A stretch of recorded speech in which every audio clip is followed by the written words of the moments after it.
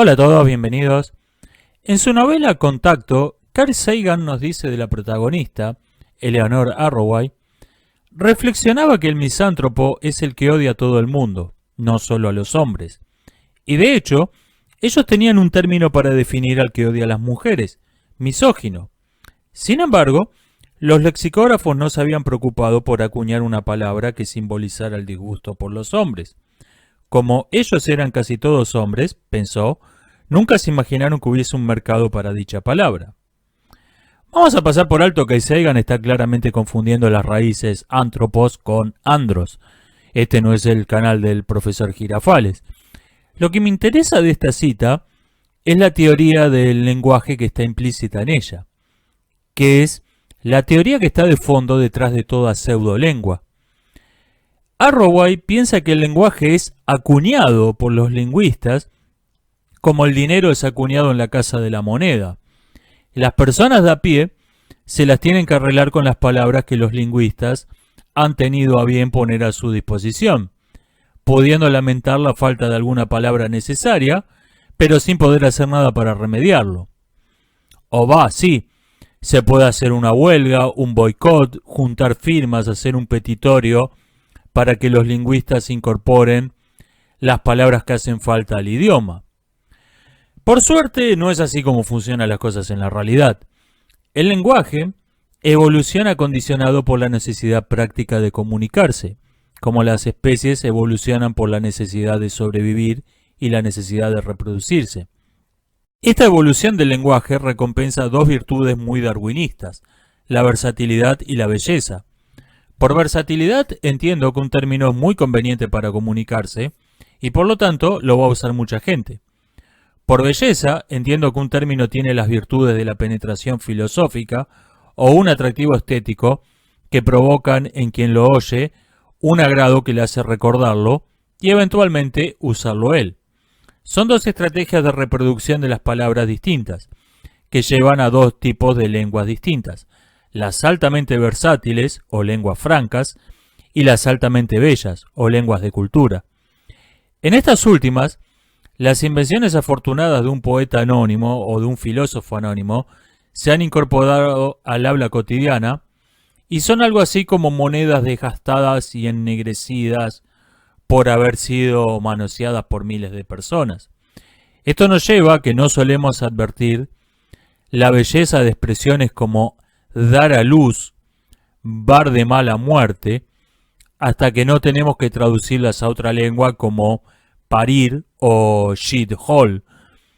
Esto no significa que los hispanoparlantes no debamos comunicarnos, ni que los angloparlantes sean indiferentes a la belleza de una metáfora, lo cual ocasionalmente lleva a que cada lengua tenga las virtudes propias de la otra.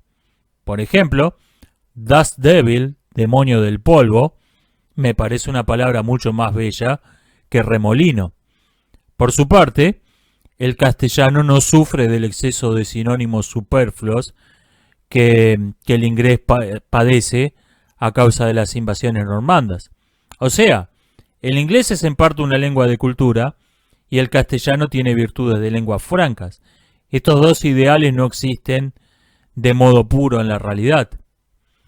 El paradigma de la Casa de la Moneda confunde la causa con el efecto, malinterpreta por completo cuál es la función de instituciones como la RAE en el caso del castellano.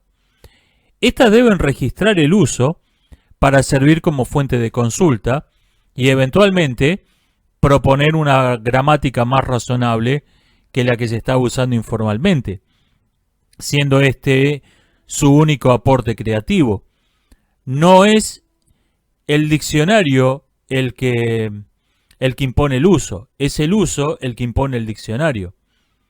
Por ejemplo, en este artículo del periódico La Vanguardia, se reconoce explícitamente que la definición de la RAE de feminismo no se corresponde con el uso real. Pero en vez de sacar de ello la conclusión de que la RAE no está haciendo bien su trabajo, concluye que es necesario que el uso se adapte a la definición del diccionario. Bien, niños, la historia de nuestro país ha cambiado de nuevo para concordar con las respuestas de Bart al examen de ayer.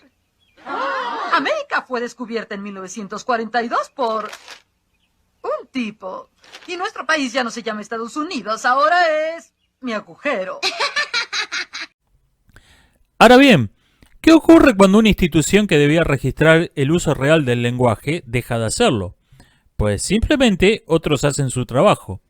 Esto es lo que ocurre, por ejemplo, en inglés con el sitio web Urban Dictionary, el cual comenzó siendo un sitio satírico de humor con la forma de un diccionario. Pero, a medida que no tiene sentido consultar los diccionarios reales, entre comillas, para saber qué significa una palabra, y la gente se sigue encontrando con palabras que desconoce y requiere de una fuente de consultas para saber qué significan, cada vez más gente empezó a recurrir al Urban Dictionary como un verdadero diccionario. Y me refiero incluso en asuntos muy serios, como jurados que quieren saber si una palabra es o no es un insulto racista, para saber si deben aplicar el agravante de crimen de odio en un homicidio. El lenguaje está hecho de unidades que no se ponen en duda, llamadas palabras. Y la conversación consiste solo en poner estas palabras en cierto orden, en combinarlas libremente. O sea, como dijo Nietzsche, toda palabra es un prejuicio. Las principales formas de manipulación propagandística consisten en A. Inventar palabras artificiales. B. Cambiar la definición de las palabras artificialmente. Estas técnicas son deliberadas formas de manipulación. Los pseudo del lenguaje, como el de la llamada corrección política, son inventos artificiales que no están diseñados para enriquecer el lenguaje, sino para empobrecerlo. Son neologismos que se inventan no para poder expresar algo que no se podía decir con las palabras existentes, sino para que algo que actualmente se puede decir sin problemas deje de poder decirse. Y creo que este es un buen criterio práctico para distinguir un verdadero neologismo de una pseudolengua. Cuando alguien propone o emplea una palabra de su invención o propone una nueva definición para una palabra ya existente, hagámonos metódicamente esta pregunta: ¿esto enriquece o empobrece el idioma? Me han dicho hace poco que yo tengo una filosofía esencialista del lenguaje, es decir, que considero que las palabras tienen una definición verdadera, inmutable, que forma parte de su esencia. Y realmente no. Cuando iba a la escuela no existía la corrección política, pero sí existía el casticismo, que básicamente consistía en que porteños de la década de 1980 teníamos la obligación de hablar como si fuésemos castellanos del siglo XV, solo porque la lengua de Castilla del siglo XV era considerada el único verdadero español. El casticismo sí es esencialista, y actualmente lo considero una pseudolengua, porque empobrece el idioma. Lo que ocurrió con este dilate es que lo usábamos de broma en el patio de la escuela. ¿Cómo están vuestras Mercedes? La mía en el taller mecánico. Y al salir de la escuela nos olvidamos por completo de esa tontería, como va a ocurrir a los alumnos que hoy en día aprenden a escribir en inclusivo en la escuela. Quizás en 30 años haya un youtuber o sitio similar, gente comentando: ¿saben que cuando yo iba a la escuela nos hacían escribir todos con E? Y le comenten: ¿en serio eran así de pelotudos en tu época? Y un lenguaje que debe expresar una realidad cambiante no puede ser sino cambiante. Esto no es un defecto, una corrupción del idioma. Es la razón de ser del lenguaje. Hay actualmente 2 estados cuya lengua oficial es una lengua zombie. Es decir, es una lengua que está muerta pero sigue dando vueltas y rompe las pelotas. El Vaticano e Israel. Y también hay partidarios de adoptar el náhuatl como lengua oficial de México o el aymara como lengua de Bolivia. En estos 2 países se enfrentan al problema de que es imposible decir algo que tenga sentido en esas lenguas zombies si no se les añaden un montón de neologismos artificiales. ¿Cómo se dice cine en latín? ¿Cómo se escribe videojuego en hebreo? A la vez, 2/3 de esas lenguas es obsoleto y no tiene ningún uso, porque la realidad a la que se correspondían las palabras ya no existe. El esperanto fue la más brillante de las lenguas artificiales. Su gramática es increíblemente lógica y económica. Y aunque es una lengua que tiene importantes limitaciones, se puede hablar bastante bien con ella. Y personalmente recomiendo aprender la gramática del esperanto como un interesante ejercicio mental, como un interesante ejercicio de lógica. Aprender el idioma es completamente superfluo, ya que no logró su objetivo de ser la lengua franca mundial, rol que adoptó el inglés. Y conviene preguntarse, ¿a qué se debió este fracaso del esperanto? Respuesta, a que el esperanto no es un verdadero idioma. Es solamente un inglés camuflado. Su gramática, aunque simplificada y mejorada, es la gramática del inglés, y por eso tiene todos los mismos defectos. Hay un solo verbo para ser y estar, distinción que han hecho muchas otras lenguas. Hay una sola palabra que significa tanto todos como cada uno, defecto compartido por el inglés. Y, por ejemplo, traducir al esperanto sentencias como somos todos los que estamos y estamos todos los que somos, o la democracia es el gobierno de todos por cada uno, el comunismo es el gobierno de cada uno por todos, es algo que no se lo deseo ni a mi peor enemigo. Son completamente imposibles de traducir. Vemos también que ninguna palabra del esperanto ofrece dificultades para encontrar un equivalente inglés exacto, mientras que la traducción del esperanto a otras lenguas es confusa y poco clara. Por ejemplo, los parentescos pueden ser completamente distintos en un modelo de familia que en otro. Y entonces, no basta con tener una palabra que signifique, digamos, tío. Tenemos que saber qué es un tío. O sea, la palabra que indica parentesco implica un modelo de familia.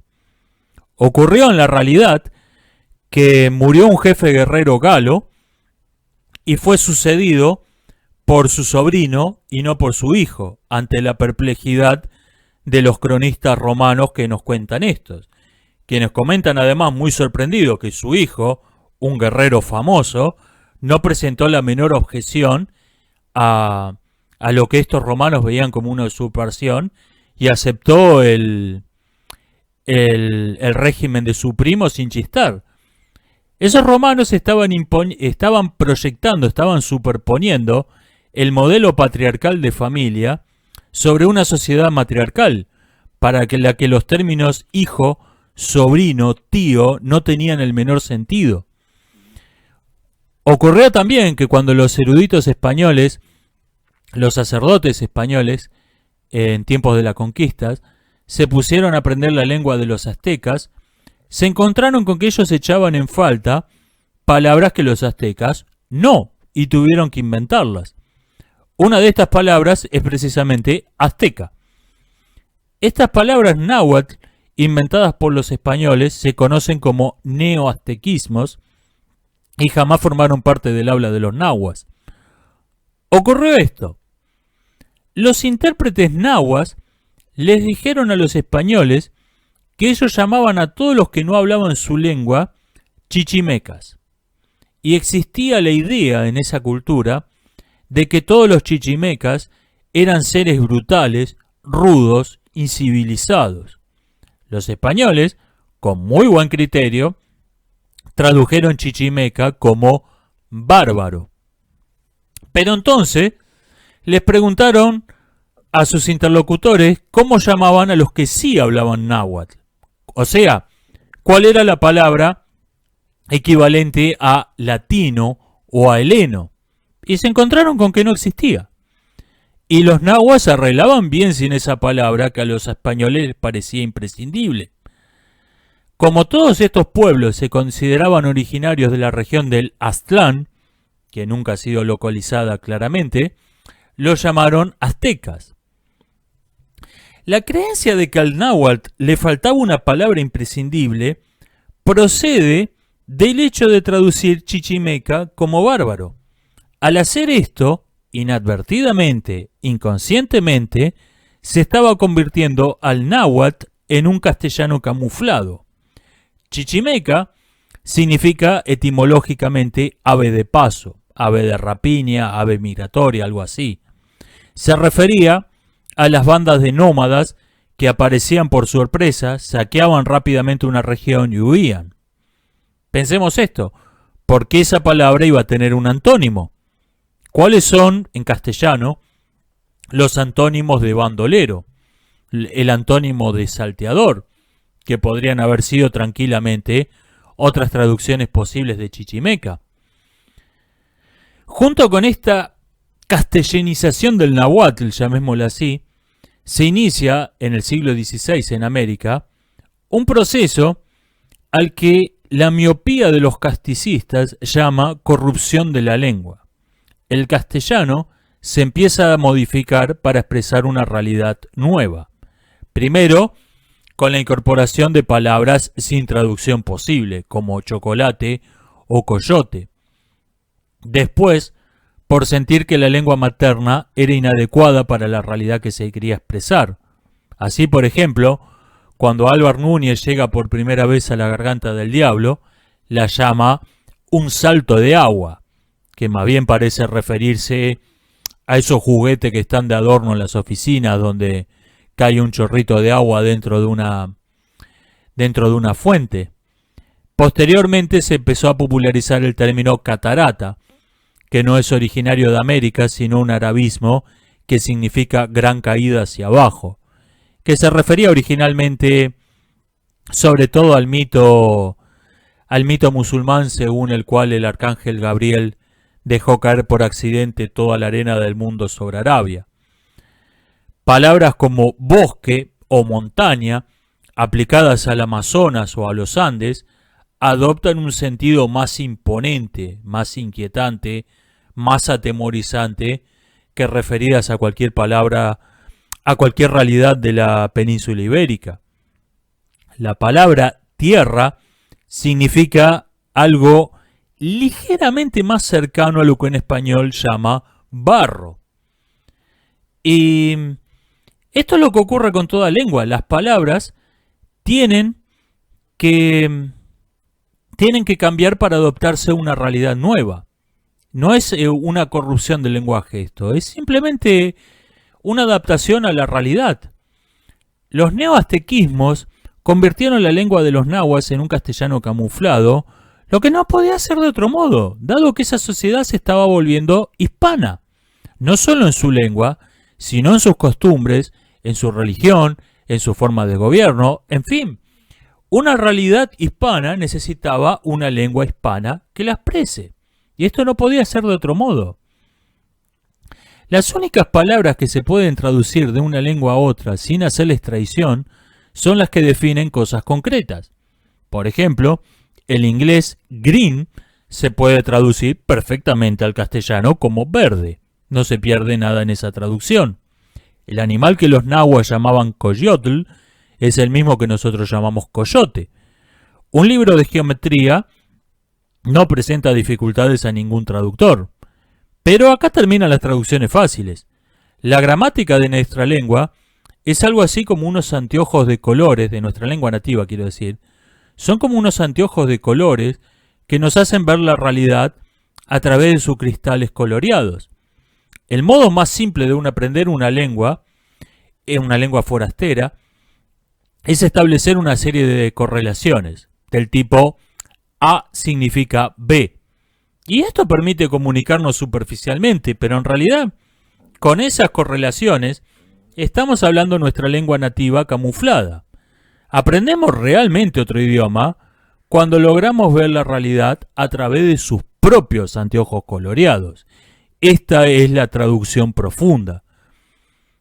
La poesía, por ejemplo, no es ya difícil, es imposible de traducir fielmente, porque el poeta está usando todo el potencial de su lengua, está usando las raíces de la palabra, está usando su historia, está usando esa versión seria de los juegos de palabras que los retóricos griegos llamaban falsas etimologías.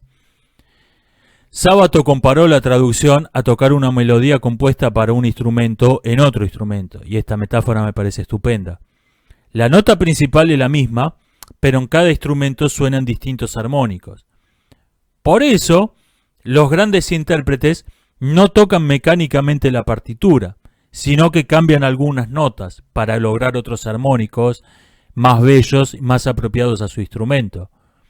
Un ejemplo real de esto lo tenemos en Nydia Lamarque, traductora de Baudelaire al español, quien explica por qué decidió traducir un verso que no ofrecía ningún problema ni de metro ni de rima, y lo cambió. Literalmente hubiese quedado como: salí al balcón acompañado por mi dolor. Y ella lo convirtió en cambio en: salí al balcón en compañía de mi pena. ¿Por qué? Porque en francés dolor es femenino, la douleur. Baudelaire está acompañado por una presencia femenina. La traducción literal, servil, automática, hubiese arruinado por completo el espíritu del verso, hubiese arruinado por completo su sentido profundo. En la metáfora de sábado le hubiese añadido unos armónicos horribles. La mejor lengua es la que menos limita al hablante, la que permite decirlo todo con menos palabras, o sea, la más lógica. Pero, llegado a un cierto punto, nos damos cuenta de que esperamos de un idioma dos cosas distintas, dos virtudes irreconciliables entre sí: la profundidad conceptual, que implica sacrificar economía, o la economía gramatical, que implica sacrificar profundidad en los conceptos. Ocurre entonces esta especie de selección darwinista que va a recompensar una u otra de estas virtudes según las necesidades de cada pueblo. Surgen así dos ideales idiomáticos: la lengua de cultura y la lengua franca. Y veo que algunos espíritus nacionalistas se lamentan de que el castellano, el sánscrito o la que sea la lengua de su patria no sean la lengua común mundial. Y a esto yo les respondo: ¿qué tiene de malo el inglés? Es simple, es práctico, fácil de aprender. Ese lamento procede de no comprender la diferencia entre los dos tipos de lenguas ideales y pretender que un percherón sea un caballo de carreras o que un caballo de carreras soporte mucho peso. No están hechos para lo mismo. El castellano es una lengua para pensar. Tiene la gramática de piedra del latín como base y está enriquecida por cientos de poetas y de filósofos anónimos que tuvieron una intuición afortunada y su neologismo se incorporó a la lengua común. Ahora bien, cuando cada palabra de tu lengua es un breve tratado de metafísica, olvídate de la economía y por tanto, olvídate de toda pretensión de que tu lengua sea universal. Viceversa, la economía, que es deseable en las lenguas francas, viene forzosamente unida a la pobreza conceptual. Por eso buena parte de los sustantivos en inglés son onomatopeyas, es decir, palabras que imitan sonidos. Hay también onomatopeyas en castellanos: susurro, chirrido, bomba, pero son mucho menos frecuentes. Shakespeare usaba un inglés enriquecido por numerosos latinismos.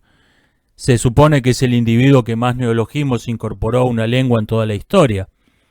Los teólogos protestantes, en cambio, emperrados en no usar ningún latinismo por motivos religiosos, tuvieron que traducir Spiritus Sancti por Holy Ghost, Santo Fantasma, que suena como algo más propio de Batman y Robin que no de la Suma Teológica. La distinción entre verdadera lengua y pseudolenguas no implica una filosofía esencialista del lenguaje. Hay entre el verdadero lenguaje y las pseudolenguas, como el lenguaje inclusivo o cualquier otra tontería por el estilo, la misma diferencia que entre el verdadero dinero y el dinero de Monopoly. Los dos son convenciones, pero no son el mismo tipo de convenciones. Yo sé que un billete es un pedazo de papel sucio que no vale nada. Y sin embargo, lo cambio por bienes y servicios, no por tonto, sino porque sé que otras personas van a cambiarlos a su vez por bienes y servicios. El esencialismo sería análogo a la idea de que solo la moneda autorrespaldada, de que la moneda de oro y plata es verdadero dinero. El dinero de Monopoly puede ser cambiado por bienes de juguete dentro del juego, pero nadie nos va a dar verdaderos bienes y servicios por él. Por eso yo tampoco los doy. Imaginemos, por ejemplo, esta fábula, que naufragamos en una isla desierta, un montón de personas y vamos a estar un tiempo largo ahí, y se organiza una economía relativamente compleja entre los náufragos. Ahora bien, entre los náufragos había unos niños que habían salvado un juego de Monopoly, y alguien toma los billetes y dice, los reparte y dice, vamos a usar estos billetes para comerciar con mayor comodidad que dependiendo del trueque. Si todos los demás adoptamos su propuesta, nos parece bien, entonces esos billetes de Monopoly pasarían a ser verdadero dinero. El antropólogo Klubhoff observa que la gramática de una lengua parece implicar palabras que son perfectamente posibles desde el punto de vista lógico, y sin embargo no se usan. Y al comparar una cultura con otra y una lengua con otra, nos hallamos con que esas palabras que nosotros no usamos o que solo usaríamos de broma, son de uso corriente en otra lengua o de uso corriente en otra cultura. Por ejemplo, en Argentina un candidato electoral causó un gran revuelo por decir, conmigo vamos a ganar estas elecciones y sinmigo también, lo cual provocó un pequeño escandalete. Mientras que en inglés la expresión without me, sinmigo, es perfectamente normal y no escandaliza a nadie. Klubhoff conversaba con un cherokee y surgió en la charla la expresión el sexo bello, a lo que él le explicó, así llamamos a las mujeres. Su interlocutor, un poco perplejo, le preguntó, ¿o sea que ustedes vendrían a ser el sexo feo? Tras la publicación de la novela Contacto, la palabra que echaba en falta a la doctora Arroway, llamada misandria, fue acuñada y puesta a circular. No por ninguna casa de la moneda del lenguaje, sino por miles de personas que sintieron que hacía falta una palabra que significase lo opuesto de misoginia para referirse al trasfondo emocional del feminismo. Estas expresiones posibles, pero sin uso, no son silenciadas por una perversa conjura de lingüistas que mueven los hilos del lenguaje desde las sombras.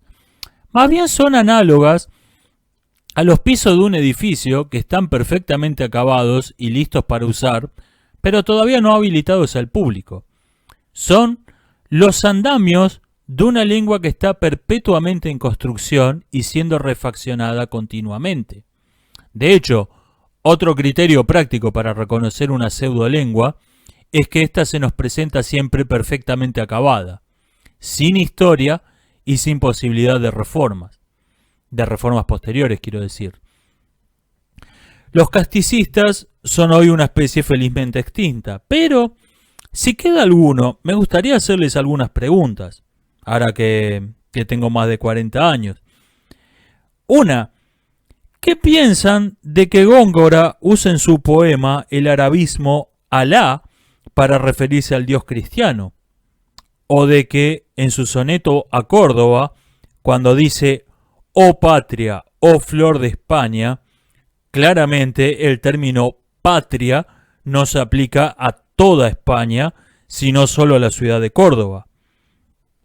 ¿O qué piensan de que Quevedo se burlase de neologismos como adolescente, moderno, neutralidad, considerándolos una moda ridícula del lenguaje que iba a desaparecer pronto? En otras palabras, de que los castellanos no eran casticistas, eran simplemente castellanos. Su lengua no pretendía ser el español esencial, eterno e inmutable, que había bajado en toda su pureza de los cielos. Era, como toda cosa viva, algo que estaba continuamente en cambio, sufriendo continuamente modificaciones. Algunas de estas innovaciones perduraron, otras no. Sábato cuenta que escribió un libro de divulgación sobre física y se lo presentó a un editor casticista, quien tuvo serias objeciones al término absolutidad, porque este no figuraba en el diccionario. Sábato le preguntó de qué otro modo podía referirse a la teoría contraria a la de la relatividad.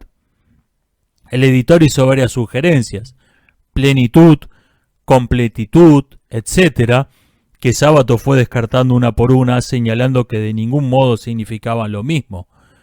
Finalmente el editor aceptó, no sin dejar de lamentar profundamente el daño que estaban causando los progresos de la física a la pureza del lenguaje. Y el casticismo hoy nos saca una sonrisa irónica, pero unas pocas décadas atrás era tomado tan en serio como hoy lo son los disparates de la corrección política. En un ensayo acerca de los neologismos, Unamuno cuenta que cierta escritora fue llamada al orden por usar una palabra que no figuraba en el diccionario. Y este chiste tiene su costado serio. El lenguaje tiene un orden, pero este orden no es un orden marcial. La visión del lenguaje como un barco de guerra, donde a la escritora que inventa un neologismo se la considera que está amotinada y se la llama al orden, es ridícula. El lenguaje no tiene esa clase de orden. Y tanto el paradigma del barco de guerra como el paradigma de la casa de la moneda son interpretaciones completamente erróneas de cómo funciona realmente el lenguaje. Todo lenguaje artificial es como modificar genéticamente liebres para hacerlas más lentas y soltarlas en su ambiente natural. Bueno, soltamos mil, alguna va a sobrevivir. No es así como funcionan las cosas. ¿Quién va a estar interesado en adoptar neologismos que A, no solo no permiten decir nada nuevo que con el lenguaje corriente no se pueda decir, sino que B, no permiten decir cosas que actualmente se pueden decir, y C, vuelven una tortura decir cosas que con el lenguaje vigente se pueden decir sin problemas? Estoy dando un comunicado de que nosotros no estamos abiertos o abiertes al diálogo. El lenguaje es un libre mercado donde las palabras compiten por clientes. Salió el nuevo televisor, es más caro y tiene menos definición que el que usted tiene en su casa. Lo lamento, pero ese es un fracaso garantizado. Toda pseudolengua necesita sostenerse mediante la coacción porque, como la neolengua que imaginó Orwell, su función no es enriquecer el lenguaje, sino empobrecerlo. Y así como el comprador de televisores quiere más definición, no menos, el comprador de palabras quiere de un neologismo que le permita decir algo que él quiere decir, pero no encuentra las palabras adecuadas. No que le impida decir algo que actualmente dice sin problemas. La CEO de Lucasfilms, en una entrevista, dijo que al filmar la película Los Últimos Jedi, esperaba que Rey, el nombre de la protagonista, se convirtiese en una palabra que enriqueciera el lenguaje.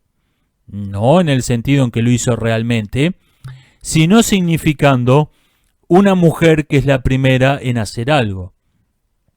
En principio, digamos que al menos esta idea procede de una correcta comprensión de cómo funciona el lenguaje en la realidad. Alguien propone un neologismo y el uso lo acepta o lo rechaza. Veamos brevemente por qué no aceptó este. A no se corresponde con la realidad. Por ejemplo, existen muchas palabras que significan en distintos idiomas traidor, las cuales son nombres de traidores. Judas, Efialtes, Caixlin, Malinche, Borocotó, y por otra parte, personajes de ficción se han convertido en adjetivos o sustantivos. Baste mencionar a Paparazzo de la Dolce Vita, Robin, Layo de Otelo, Celestina, en Argentina Mateo, etc. Ahora bien, Mateo trabaja de Mateo, Celestina es una Celestina, Paparazzo es un paparazzo y así por el estilo. Pero en cambio, ¿por qué Rey iba a significar una mujer que es la primera en hacer una cosa? En el universo de Star Wars no es la primera Jedi mujer, mucho menos es el primer personaje femenino con un relevante en el género de acción-aventura. Incluso si se echase en falta una palabra nueva que significase eso, no hay ninguna razón para que Rey sea esa palabra. B, el castellano y la mayor parte de los idiomas ya tienen una palabra que significa una mujer que es la primera en hacer una cosa. El neologismo solo aportaría un sinónimo superfluo y no nos gustan los sinónimos superfluos. Complican el lenguaje innecesariamente, no aportan nada. Además, si ese neologismo tuviese un significado tan específico que solo se refiere al género femenino, haría falta otra palabra análoga para el masculino y aún una tercera para el neutro. Digamos que un arguiniano significa un hombre que es el primero en hacer una cosa. ¿Por qué un arguiniano? Porque sí. Y vemos que no solo necesitamos 2 o hasta 3 palabras para decir lo que actualmente podemos decir con una, sino que mientras que es obvio que un pionero es lo mismo que una pionera, no es obvio que un arguiniano sea lo mismo que una rey. El lenguaje no solo perdería en economía, sino que también perdería en coherencia lógica. Cuando se intenta hacer ingeniería social mediante la manipulación del lenguaje, como ocurre en nuestros días, ocurre que la gente deja de usar las palabras prohibidas, pero no adopta las nuevas, porque éstas no se corresponden con nada que exista en el mundo real y por tanto no hay razón para usarlas. De hecho, la mayor parte de las personas ni siquiera entiende lo que se supone que significan. Simplemente deja de hablar del tema. Finalmente, alguno de los neologismos es adoptado, pero no con el significado que se supone que debía tener, sino para reemplazar alguna de las palabras prohibidas. O sea, el resultado final es una lengua idéntica a la que se había querido eliminar. Todo intento de crear una lengua artificial fracasa de modo inevitable. Imagínense viviendo en el mundo de 1984 con su neolengua obligatoria. Bien, me imagino que habrá allí una serie de términos peyorativos para referirse a los gobiernos de los otros 2 estados que se reparten el mundo, o para hablar del desertor cuyo odio es una institución oficial. Términos equivalentes a tirano, régimen opresivo, oligarquía. Y una pregunta, ¿cómo se podría evitar que esos mismos términos se apliquen al gran hermano? La definición oficial del diccionario de neolengua seguramente excluiría cuidadosamente esta posibilidad, del mismo modo que los diccionarios de neolengua del mundo real excluyen cuidadosamente la posibilidad de considerar sexismo al feminismo, racismo a la segregación de la población blanca, contar al fundamentalismo ateo entre los fundamentalistas religiosos, o usar el término apartheid para referirse a cualquier otro régimen de ese tipo que no sea el sudafricano. Bien, hacer este uso prohibido de las palabras en público sería, seguramente en esa dictadura de ficción, algo imposible debido al terror. Pero ¿cómo evitar que la gente lo piense? Si existe el gran hermano y si existen los 2 minutos de odios, ¿cómo evitar que alguien diga, para adentro de su cabeza, donde no hay ninguna cámara de vigilancia, odio al gran hermano? Esta es la razón por la que toda pseudolengua está condenada al fracaso. En un mundo donde existe el aeroplano, todos los sensores del mundo no van a poder evitar que exista una palabra que signifique aeroplano. Y en un mundo donde no existían los aeroplanos, todos los medios de propaganda juntos no iban a lograr imponer esa palabra en el habla cotidiana, porque no había un objeto que justificase su uso. El lenguaje no es ni tradicionalista ni moderno, no es conservador ni revolucionario, simplemente es.